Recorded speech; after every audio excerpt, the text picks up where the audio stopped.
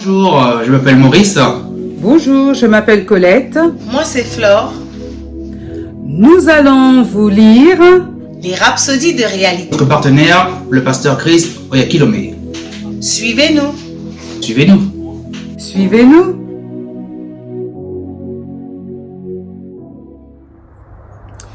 Bonjour, je vais vous lire la rhapsodie des réalités du pasteur Chris Oyakilome.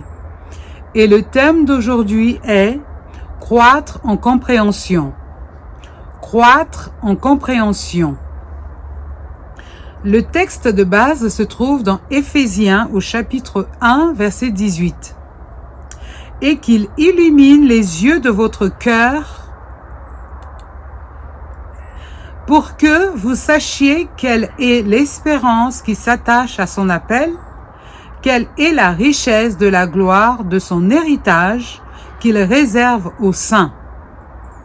Lorsque nous disons que la révélation est progressive, cela ne signifie pas que nous ajoutons quelque chose de nouveau ou que Dieu apporte plus de révélations de temps en temps.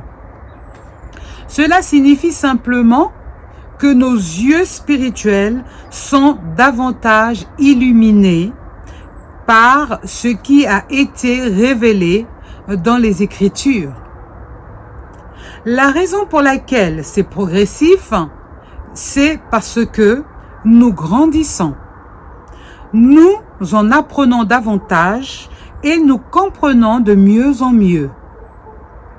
À mesure que nous étudions les Écritures, vous aurez des révélations et ferez des observations.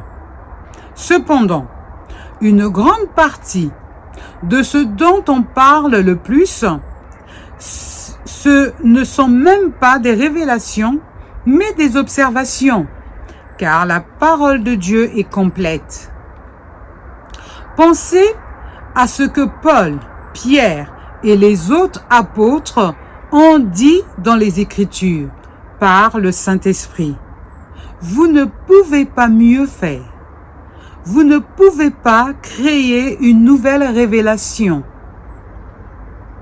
car elle doit être basée sur ce que Jésus est venu faire.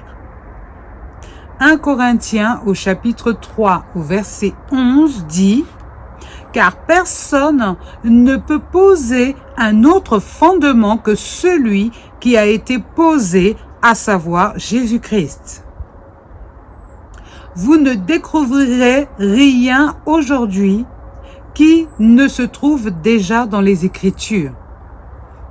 Mais, vous voyez, même lorsque vous étudiez la parole, vous pouvez ne jamais savoir certaines choses, jusqu'à ce que l'Esprit vous transmette cette connaissance. Et c'est ce qui est important. La seule chose qui changera votre vie, c'est la compréhension supérieure que donne l'Esprit.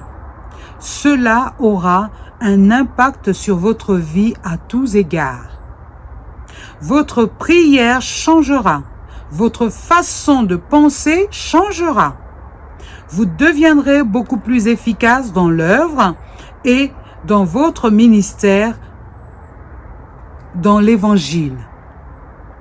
Tout à coup, vous réaliserez que pendant que vous vous disiez et espériez qu'un jour, Dieu aura pitié de vous et vous viendra en aide, tout ce dont vous pourriez avoir besoin dans votre vie était déjà en vous. Déjà pourvu à cela. Gloire à Dieu. La confession. J'affirme que la parole de Dieu est pour mon avantage, mon progrès, ma bénédiction et ma promotion. Mon cœur et mon esprit sont ouverts pour recevoir et comprendre les Écritures. Par conséquent, je suis sage pour le salut par le biais de la foi en Jésus-Christ. La parole est efficace dans ma vie, produisant en moi ce dont elle parle. Alléluia. Pour une étude approfondie, vous pouvez lire 2 Timothée au chapitre 2 au verset 15. Efforce-toi de te présenter devant Dieu comme un homme éprouvé, un ouvrier qui n'a point à rougir, qui dispense droitement la parole de vérité.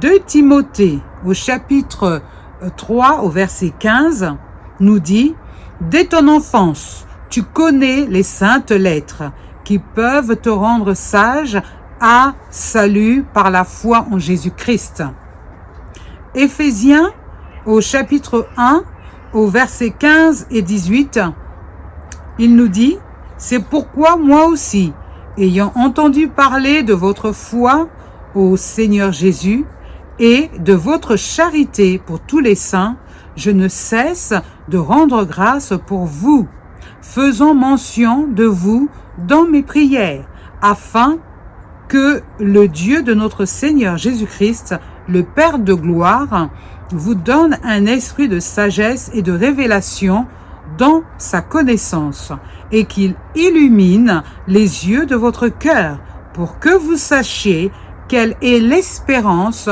qui s'attache à son appel, quelle est la richesse de la gloire de son héritage qu'il réserve aux saints. Alléluia!